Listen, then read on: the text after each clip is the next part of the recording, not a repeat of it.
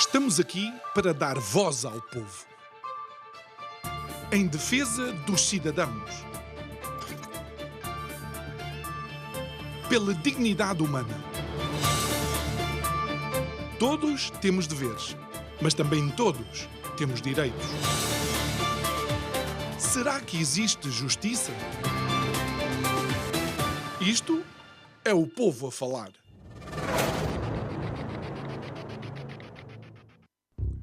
A atual crise política nacional é um reflexo daquilo que tem sido o verdadeiro abandono por parte dos atores portugueses da nossa política ou da nossa democracia, que aparentemente fará 50 anos no próximo ano. Tal como eu dizia, um total abandono daquilo que são os princípios republicanos, os princípios éticos e, inclusive, determinados princípios morais. Basta ver aquilo que está a acontecer e está a ser feito à Constituição da República Portuguesa, até nas decisões do Sr. Presidente da República, que ensinou a Constituição durante 40 anos e que, se bem me lembro, talvez tenha feito parte da Constituinte. Boa noite, meu nome é João Nuno Pinto e isto é o Povo a Falar. Estou consigo de segunda à sexta, neste mesmo horário, emissão em simultâneo Curiacos TV e Rádio Vida 97. O tema para este mês, inconformados, mas ali com um jogo de palavras. Saber se você realmente é uma pessoa que está inconformada com o estado das coisas ou se, bem, lá vai chutando a bola para a frente no seu dia-a-dia. Mas voltemos aqui ao nosso burgo. É que, olhando para a nossa capital, há muitos que dizem que é um microcosmos daquilo que é a realidade nacional. Basta olhar para os números de sem-abrigo, basta olhar para a pressão demográfica em determinados bairros, basta olhar para os problemas da habitação, basta olhar para os problemas da mobilidade e conseguimos, de alguma forma, saber aquilo que está a acontecer no nosso país. Agora, também é verdade que quem tem governado ao longo dos últimos anos tem sido a esquerda. Tem sido a esquerda que tem estado presente, se não estou muito enganado, em 25 dos últimos 27 anos de poder. Mas sabe uma coisa? O esquecer a Constituição não é culpa da esquerda. O esquecer a Constituição é culpa daqueles que nós elegemos para nos representar. Porque se eles tivessem realmente os meus e os seus interesses em mente, eles olhavam para a Constituição e faziam um mea-culpa por tudo aquilo que não está a ser colocado em prática e deveria ser. Mas há outros responsáveis. E esses responsáveis aí sim sou eu e você. Sempre que não votamos, sempre que achamos que os outros é que têm que decidir, sempre que deixamos para terceiros aquilo que deve ser o nosso dever cívico de participação cidadã e, por exemplo, também de votar. E há quem diga, mas João, votar em quem? São todos iguais. Bom, é um risco que temos que correr. Uma coisa eu lhe digo, nunca aquele que você mais gosta será escolhido se você ficar sentado no seu sofá. Digo eu que não percebo nada disto.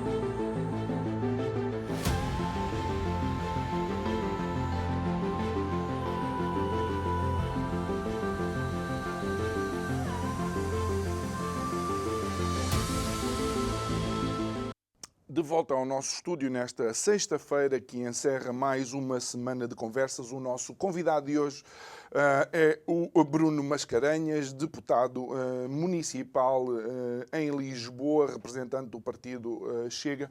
Olá, muito boa noite. Obrigado, Bruno, por estar aqui connosco mais uma vez. Ainda antes de irmos a alguns assuntos que são mais específicos de Lisboa e dos arredores, por assim dizer, qual é a leitura que faz desta crise política atual? Bem, antes de mais, muito obrigado pelo convite. É sempre um gosto voltar aqui às nossas conversas. Também gostava de dizer que me revejo absolutamente na introdução que foi feita. João, sinceramente, estou perfeitamente de acordo com tudo aquilo que foi dito. Nós temos que ter a capacidade de olhar para a realidade que nós temos e não estar sempre a investir nos mesmos. Eu tenho um mandato, neste caso, por exemplo, de 2 anos, já tenho visto muita coisa que não me agrada. Ou seja, quando nós estamos dentro do sistema, apercebemos exatamente daquilo que acontece e se calhar é a mesma forma, é de mudar, é por dentro. E como é que eu vejo, respondendo à pergunta, vejo com muita apreensão tudo aquilo que tem acontecido, que vai na linha também de muita coisa que nós temos apontado e denunciado. E, sobretudo, aquilo que me preocupa é que o descrédito completo das instituições e das pessoas sentirem que, se calhar, não há esperança e que não há como resolver este impasse que nos é colocado. As pessoas estão muito aflitas, estão com uma carga de impostos tremenda, não conseguem, de facto, sobrevivem, mal conseguem viver. E, portanto, é um pouco aquilo que eu sinto que está a acontecer e as pessoas têm que... Nós vamos ter talvez a 10 de março, espero eu, uma grande resposta por parte dos portugueses sobre aquilo que querem e, sobretudo, aquilo que já não querem. Uhum. Mas, por exemplo, olhando então para aquilo que foi o despoltar desta crise, pela primeira vez na história desta República, houve buscas na residência oficial do primeiro-ministro. Logo após a demissão de António Costa, começam a surgir na comunicação determinadas histórias que havia um erro nas escutas, que não era o António Costa primeiro-ministro, mas que era o ministro da Economia e do Mar. A própria comunicação ao país de Marcelo Rebelo de Sousa inicia com vastos e largos elogios a António Costa, como que, não quero utilizar a limpeza de imagem, mas achei estranho, curioso. Eu acho que ainda é cedo porque ainda vamos apurar muitas coisas, mas de facto há aqui aspectos que são confusos e eu também concordo com isso. Ponto número 1. Essa parte da escuta e esse erro do Ministério Público leva-me a pensar o seguinte: até que ponto é que nós conseguimos e que as instâncias judiciais têm capacidade de provar aquilo que todos nós temos a expectativa ou a percepção que está a acontecer? Já houve um desmentido. Há um desmentido do Ministério Público. A escuta é mesmo António Costa, o Primeiro-Ministro. O que há é logo uma tentativa de minar o trabalho do Ministério Público. Exatamente. Vamos ao ponto prévio. O Ministério Público tem a firme convicção que há irregularidades. Só que muitas vezes as coisas são feitas por forma a que, naturalmente, as autoridades não consigam provar. E essa é que é a perversão, porque a sensação que me dá é que o Ministério Público, não conseguindo provar, e atenção, isto é uma apreciação meramente pessoal, e eu acho que a maior parte das pessoas já começa a ter a convicção disto, que é o Ministério Público diz assim, bem, já que nós não conseguimos apanhar estes tipos, portanto, e agora vamos aqui falar numa linguagem mais corrente, se calhar daí a perversão de aparecer saem certas notícias, saem certas informações e acaba por haver uma condenação na praça pública e não no local próprio, que devia ser, se a Justiça tivesse meios e capacidade realmente de provar. E isto, já de si, está tudo errado. Está tudo errado. Primeiro, porque não podemos pactuar nem permitir que haja utilização indevida dos poderes para, evidentemente, usufruto próprio, ou seja, os poderes são utilizados em benefício da população, do todo, e não de alguns. Por outro lado, a Justiça também não pode utilizar destes artifícios que eu até, em tese, até podia compreender, porque, de facto, senão passam todos impunes, mas não pode utilizar este artifício, esta forma de, não tendo como provar, fazer cá para fora e tornar estes processos que acabam depois também não dar defesa às pessoas. Não é? Eu entendo, e realmente deve ser difícil ser acusado de uma coisa sem provas concretas e depois, na praça pública, existir essa suspeição. Mas a questão é que estamos em Portugal. A prova de que a informalidade, o jeitinho e as manobras no mínimo duvidosas, fazem parte deste regime, é o próprio comunicado e aquilo que o Presidente da República decide, que aceita a demissão, não efetiva a demissão de António Costa e o Governo vai se manter em funções.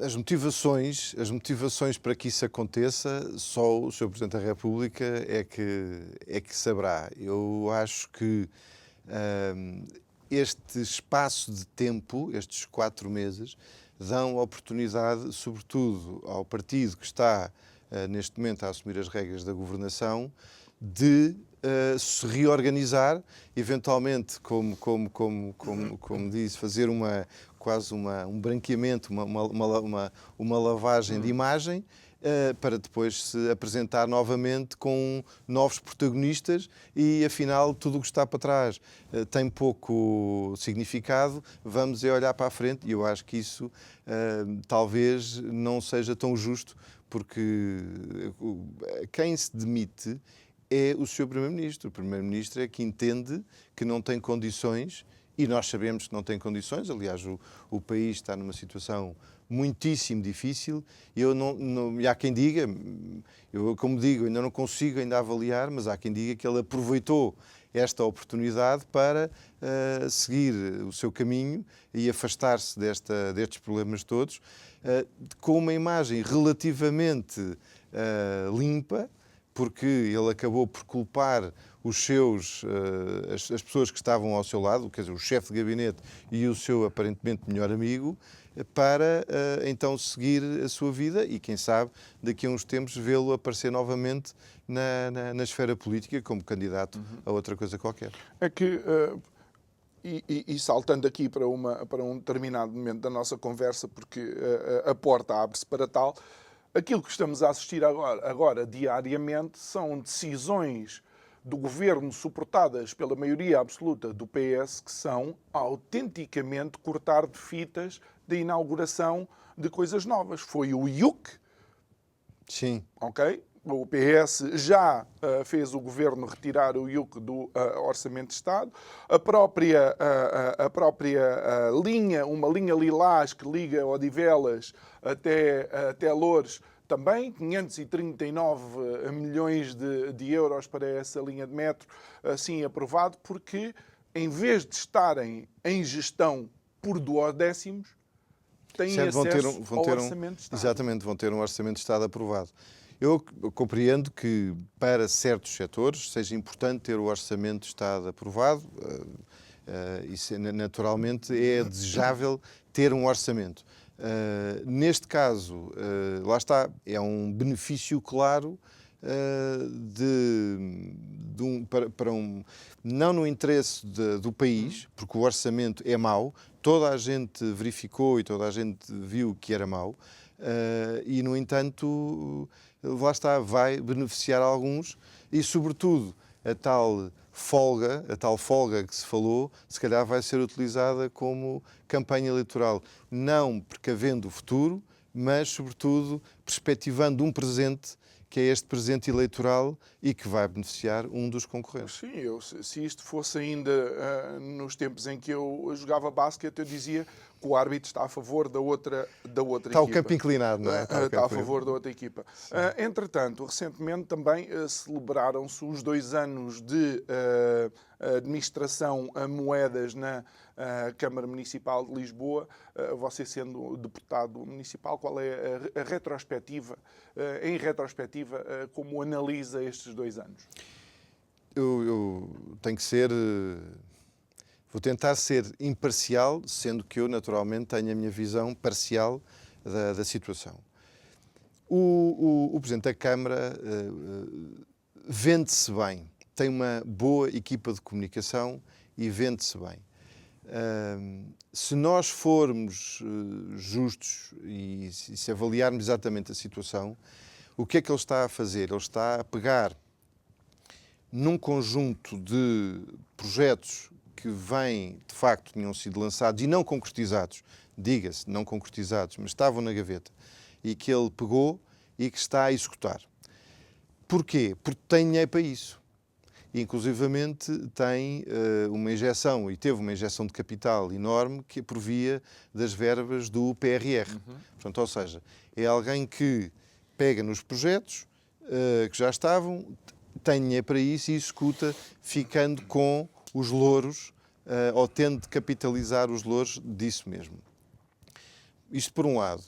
Por outro, é alguém que não está a cumprir com uma série de decisões do seu programa eleitoral e que, a mim, sinceramente, me preocupam. A Câmara está mais preocupada com a imagem, está, e bem, preocupada com a cultura, mas não é só a cultura. Eu vou-lhe dar um exemplo muito claro. Numa determinada zona da cidade existia uma creche, um jardim de infância, e que o anterior executivo entendeu tornar esse jardim de infância numa casa da cultura. Vem este novo executivo e, em vez de reverter, porque nós precisamos de facto de equipamentos de creches e lares, que é uma coisa que a cidade não tem, e o que é certo é que manteve a mesma posição, ou seja, não há aquilo, eu chamo-lhe os novos tempos, porque foi o slogan do Moedas, novos tempos, só que eu chamo-lhe os novos tempos do mais do mesmo, porque não se vê grandes alterações naquilo que é uma política para a cidade e de olharmos para as pessoas, que ele tanto fala, ele fala das pessoas, mas depois, no final do dia, as famílias, os jovens, estão esquecidos e, sobretudo, uma área que então a nós é incrível, é que nós vemos, e o Presidente da República falou nisso há uns anos, o Presidente Carlos Moedas da Câmara falou nisso, mas não tem resolvido, que é o problema, por exemplo, dos sem-abrigo.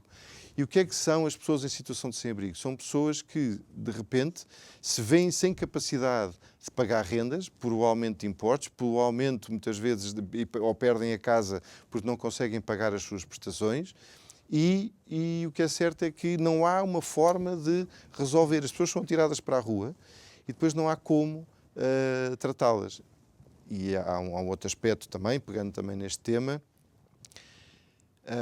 não basta manter as pessoas na rua e dar-lhes de comida ou ajudá-las a lavar a roupa ou dizer um sítio agora vem para aqui ou arranjar-lhes um albergue. É preciso, de facto, olhar para a pessoa e ver como é que se resolve o problema.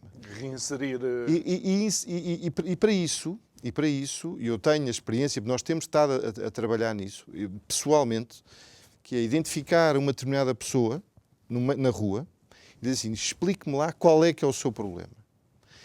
E esta pessoa está doente, não tem documentos, porque lhes roubaram, e está naquela situação, ou seja, está identificada, está apoiada, mas não lhe querem resolver o problema.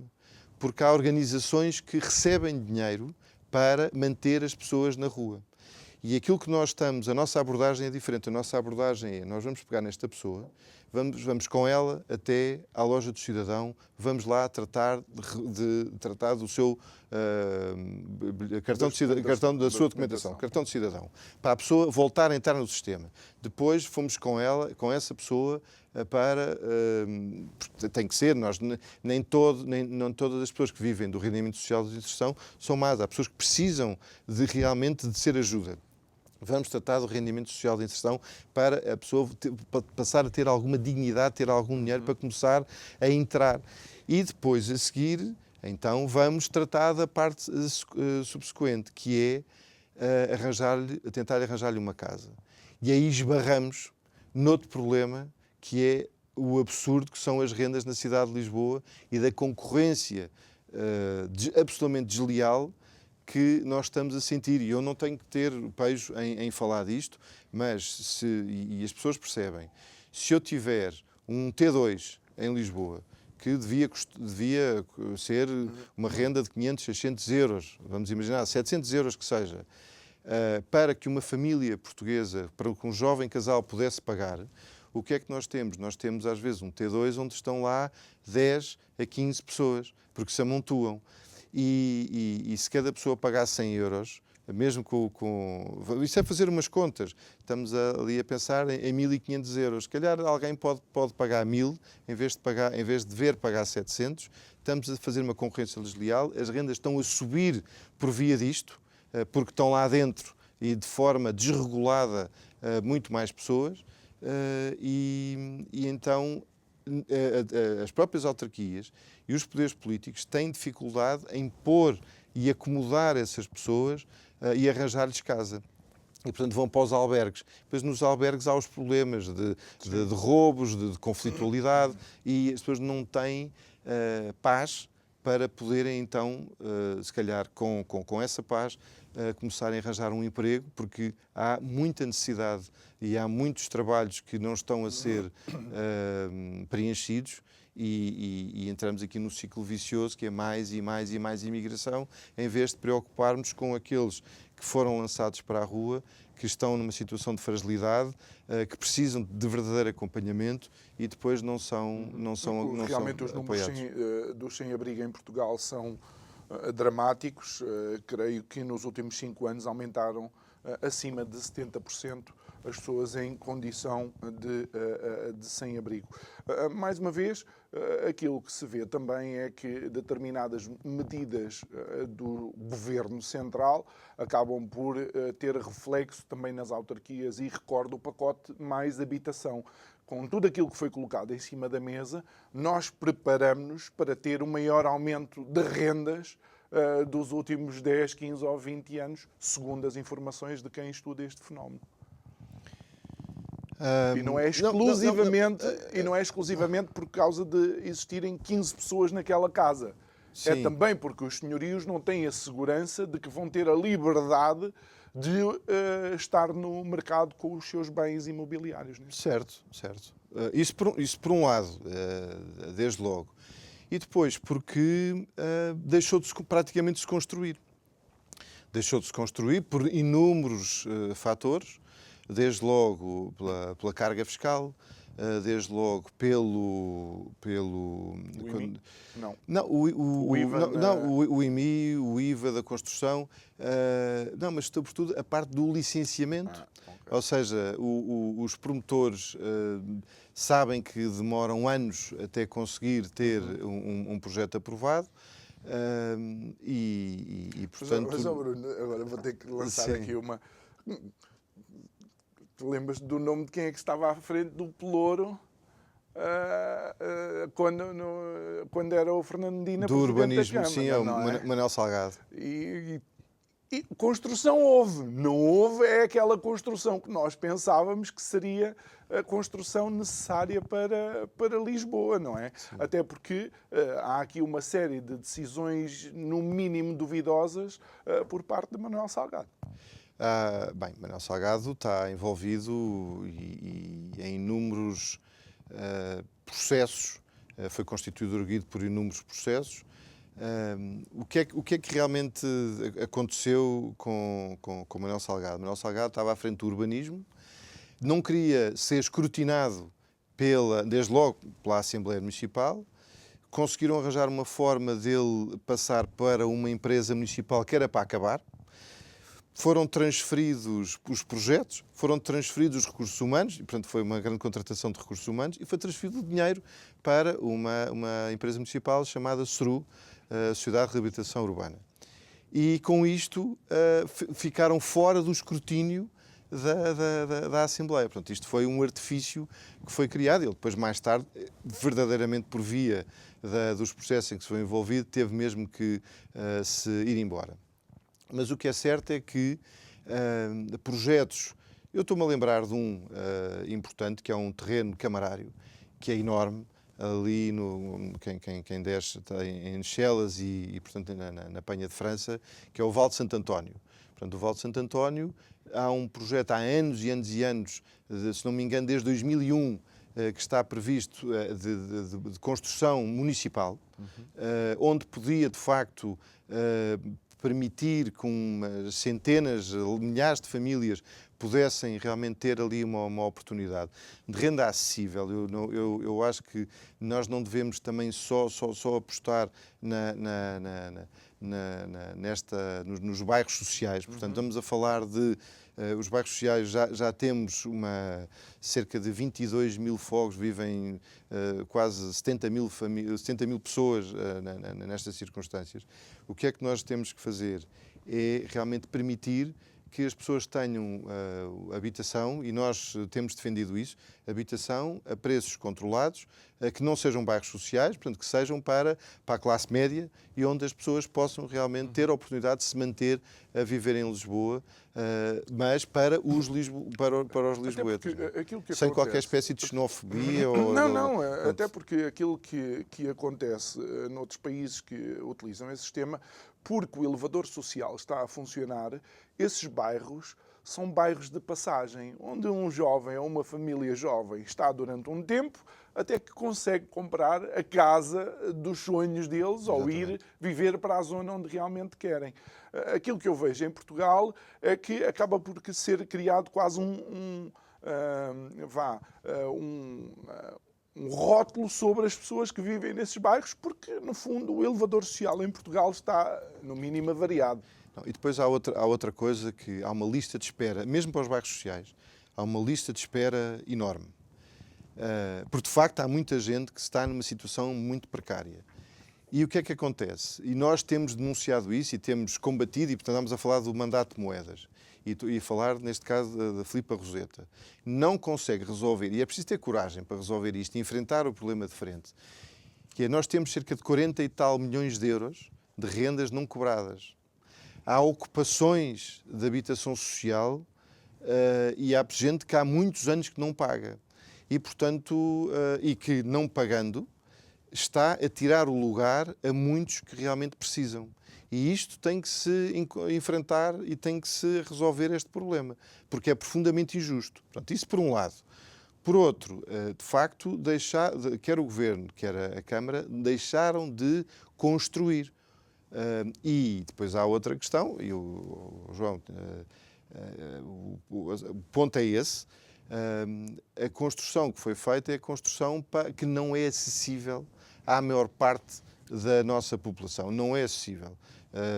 Eu não teria hoje capacidade de comprar um apartamento, e faz-me confusão como é que alguns políticos que têm determinados ordenados conseguem pagar apartamentos de 500, 600, 700 mil euros, 1 milhão de euros. Não sei como é que isso é possível, mas acontece e aparecem nas notícias.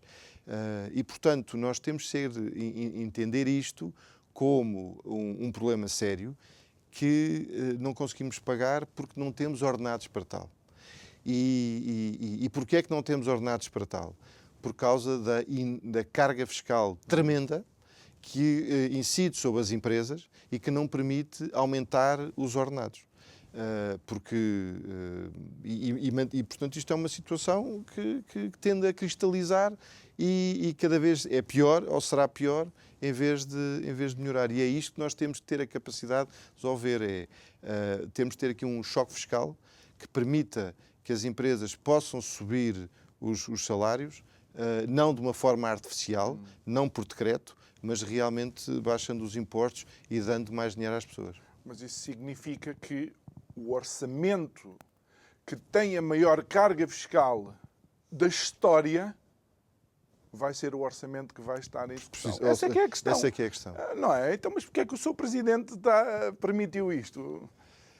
Porque o Presidente provavelmente pretende que exista estabilidade, e se calhar não olha para este problema da forma, porque tem com certeza, do ponto de vista ideológico, a sua posição. Portanto, as pessoas, se calhar, eu não vejo que haja maldade da parte dele. Aquilo que eu sinto é que ele tem é o sistema que ele conhece, não quer que o sistema abale, se calhar tem receio que o sistema possa abalar, portanto, está no seu papel de querer estabilizar, apesar de nós não concordarmos, e claramente não concordamos com essa postura. Eu acho que o sistema precisa de um abanão. As pessoas não têm que ter receio, e é isso que vai... sem querer andar aqui, não estou aqui a fazer campanha eleitoral, estou apenas, como cidadão, a analisar a situação. Nós não temos que ter medo de arriscar. Temos que, de uma vez por todas, há 50 anos, há bocado na introdução, aquilo que dizias concretamente era isto. Estão há 20 e tal anos, ou quase 30 anos, que é sempre o mesmo. Na realidade, entre PS e PSD, revezam-se, e o que é certo é que há 50 anos que o sistema se tem vindo a degradar. E as pessoas sentem isso, as pessoas não há oportunidades. São muito poucos aqueles que conseguem ter oportunidades, e infelizmente aqueles que têm oportunidades são aqueles que têm o cartão partidário. Só que a esmagadora maioria da população não tem o cartão partidário. E isso nós temos que saber ultrapassar isto. Bruno, relativamente ainda a Lisboa, uma das questões sempre importantes em Lisboa tem que ver com a mobilidade. Eu sei que algo está a ser feito na linha que vem até aqui, Odivelas, cria uma série de constrangimentos. Na realidade, criou-se aqueles passes grátis, mas a oferta dos transportes públicos não é o suficiente para aquilo que é necessário. Como é que tu lês a questão da mobilidade na capital? João, desde logo o seguinte: a Câmara tem, portanto, uma das empresas municipais é a Carris. Acontece que nestes últimos anos, e já estamos há 2 anos em mandato, nós não vimos nada a ser mudado naquilo que são os percursos da Carris, nos horários da Carris.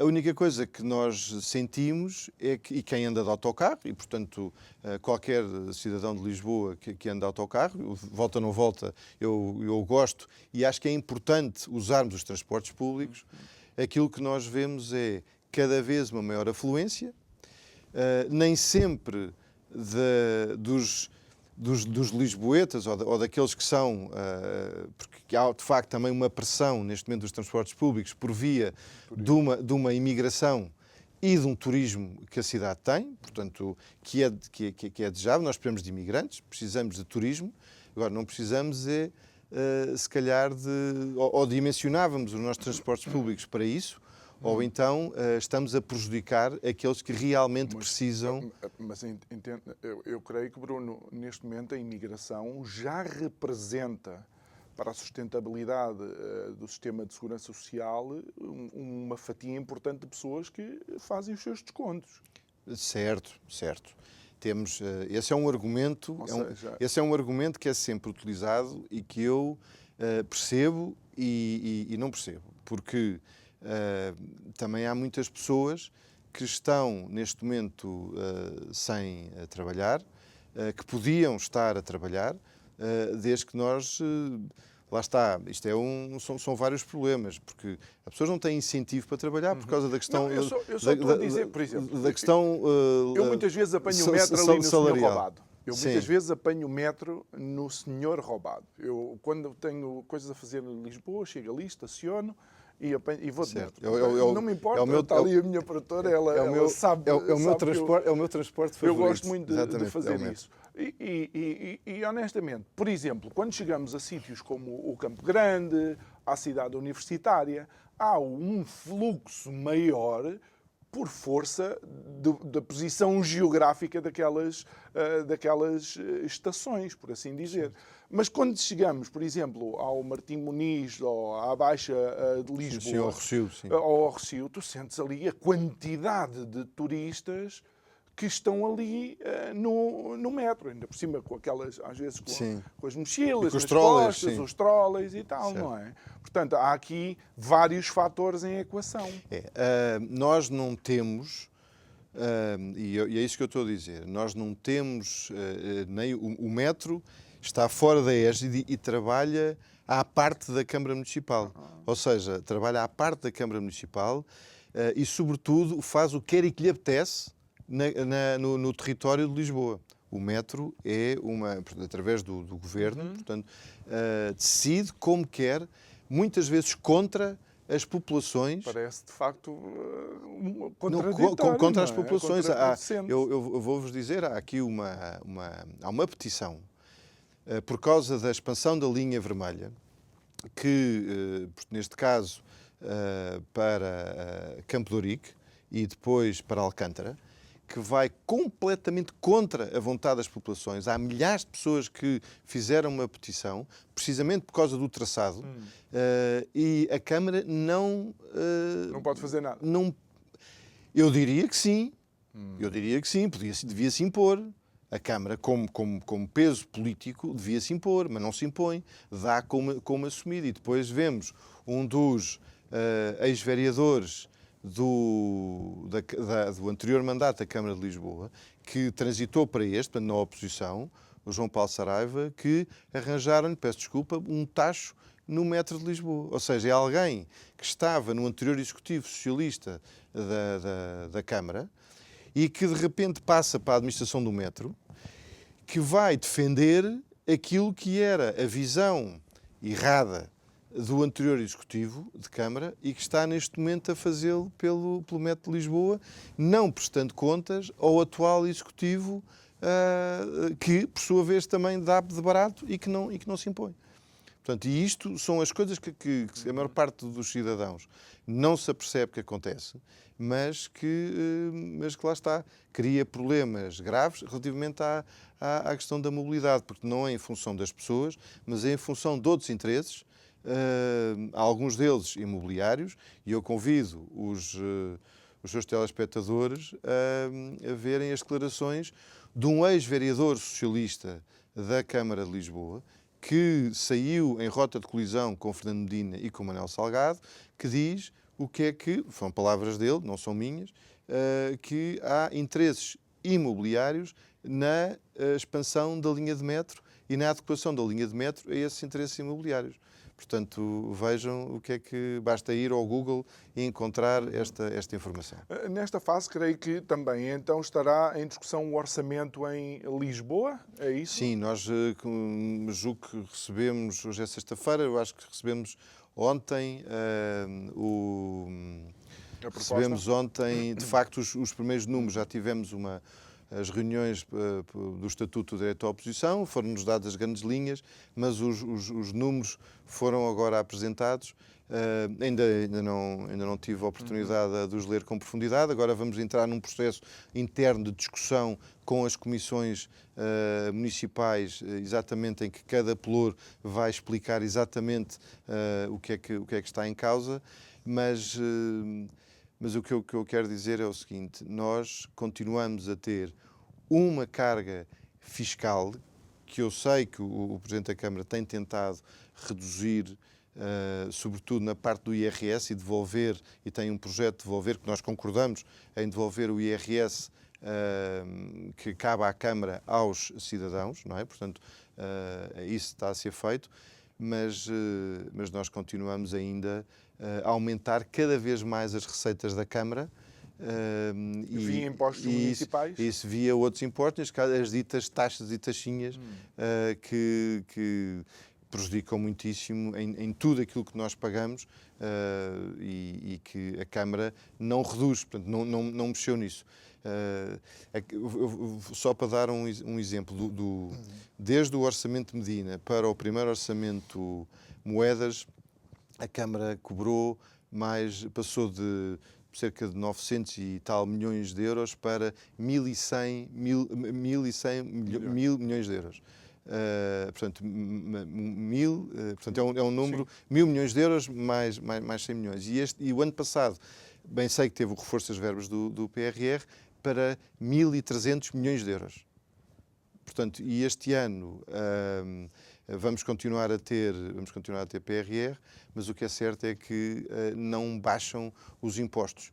Portanto, eu vejo a Câmara a questionar o Governo relativamente à carga fiscal, enquanto PSD vejo a questionar o Governo, mas eles próprios fazem umas medidas paliativas, devolvem 30 milhões, mas cobram mais 200. Não sei se me estou a fazer entender, ou seja, aumentam 200 milhões e devolvem 30. E isto lá está, é bom em termos de propaganda, mas na realidade as pessoas nem se apercebem que estão a pagar cada vez mais.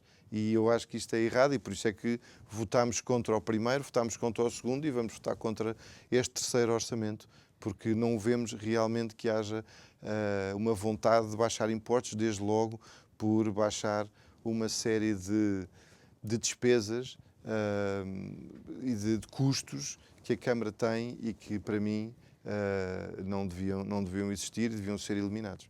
Isto significa que a Câmara, ou neste caso o Executivo Moedas, não está aberto a negociações com os outros partidos,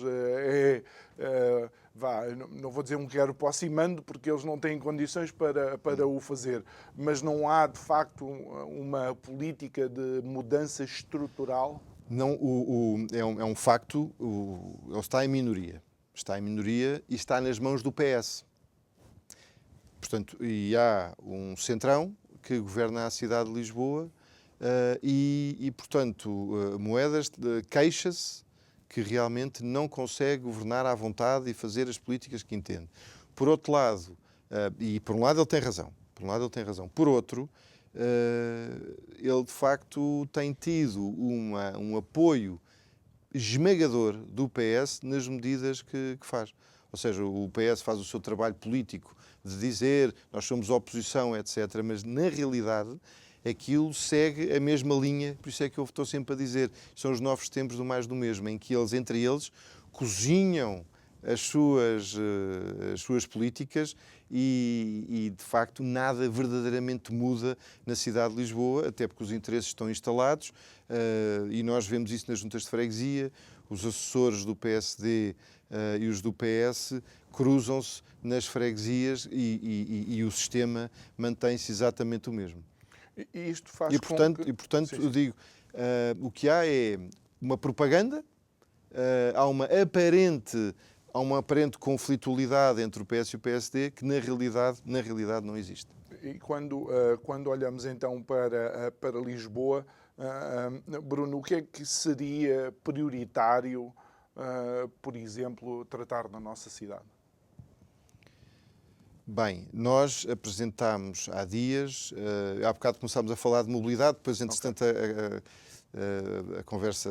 E eu gosto destas conversas, são sempre muito fluidas, a coisa corre bem, mas o que é certo é que nós temos problemas, por exemplo, com o trânsito, que por via de ciclovias, por exemplo, vou dar este exemplo, de ciclovias que não fazem sentido. Se calhar, há certas zonas da cidade nós entendemos que devem existir, está tudo muito bem. É importante que exista alguma mobilidade suave, mas não vemos isso no resto das principais cidades, onde, naturalmente, não havendo oferta de transportes públicos adequados, e as pessoas precisam de continuar a utilizar o carro. E, portanto, nós vemos que Lisboa hoje em dia está um caos do ponto de vista de trânsito, precisamente porque foram eliminadas uma série de faixas por via das ciclovias que não são necessárias ou que são absolutamente residuais. E nós fazemos contagens e vemos que passam lá meia dúzia de pessoas e prejudicam a vida à esmagadora maioria das pessoas. Não só dos moradores, mas de quem circula. Portanto, especialmente aquela principal, como é que se chama? Não, nós pedimos a eliminação agora recentemente da Almirante Reis, da Castilho, pedimos... Almirante Reis, acho que até foi bandeira de campanha. Foi bandeira de campanha. Não é? Ele, às tantas, houve alguma pressão do lobby das bicicletas e ele recuou. Portanto, ou seja, é alguém que tenta gerir a Câmara, assim, não me criem problemas, vamos lá, como se costuma dizer, empurrar com a barriga. Portanto, esse é um dos aspectos. Outro, nós temos que olhar sinceramente para os equipamentos. E há um conjunto de equipamentos na cidade de Lisboa, de edifícios, que não estão a ser aproveitados e que nós precisamos de creches e de lares.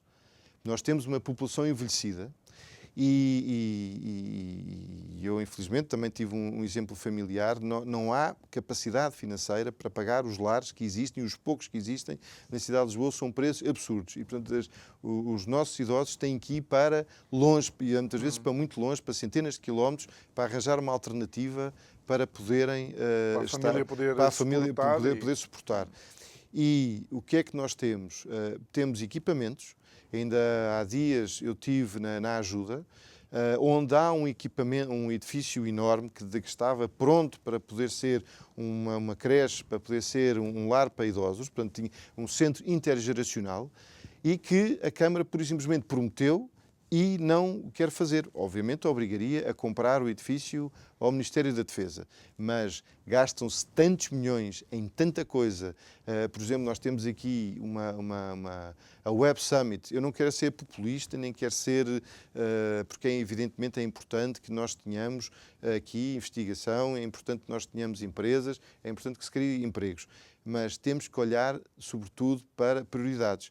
E as prioridades são: nós temos uma crise de natalidade enorme, não temos casas para a nossa juventude que queira constituir família, e temos que lhes dar a oportunidade de a cidade providenciar equipamentos para termos creches e, sobretudo, para cuidarmos dos mais velhos e tê-los ao pé de nós. E isso há inúmeros na cidade de Lisboa. Evidentemente que eu estou a dar este exemplo, mas há outros.